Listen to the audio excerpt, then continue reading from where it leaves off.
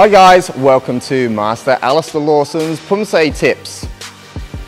In video number 5, we're going to be having a look at a very simple, easy thing for you guys to remember so you can make yourself big improvements and keep progressing with your Poomsae. Stay tuned as we have a look at the next tip.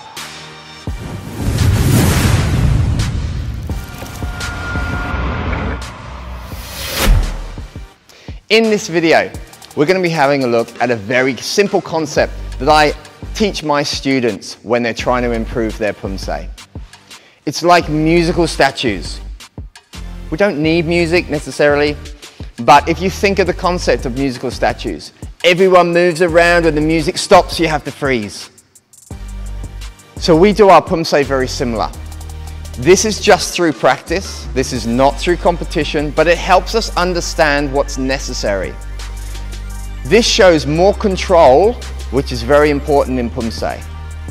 To increase your control, you have to show that you are not over moving your techniques, that your hand is not wobbling, okay?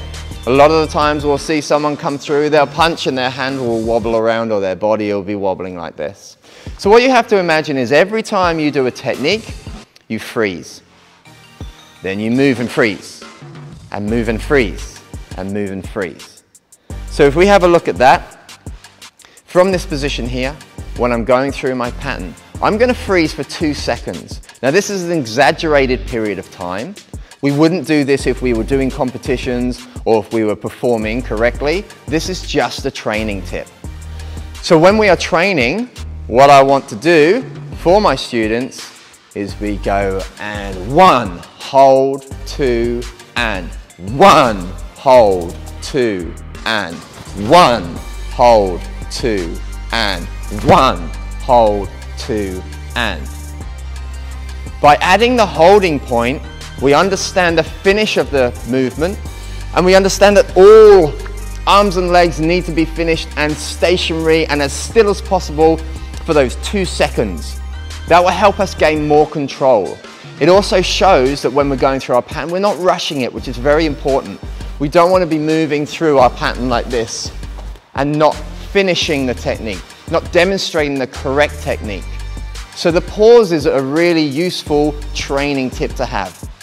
So when you're going through your pattern and you're working your section, try and add that pause from here. And 1, 2, 3, and 1, 2, 3. You will then learn to add that tiny pause when you're doing it properly. So that would then become here, 1, 2, 1, 2. So you can see you have more control through your Poomsae. So try it, see how you go, and we'll see you in the next video.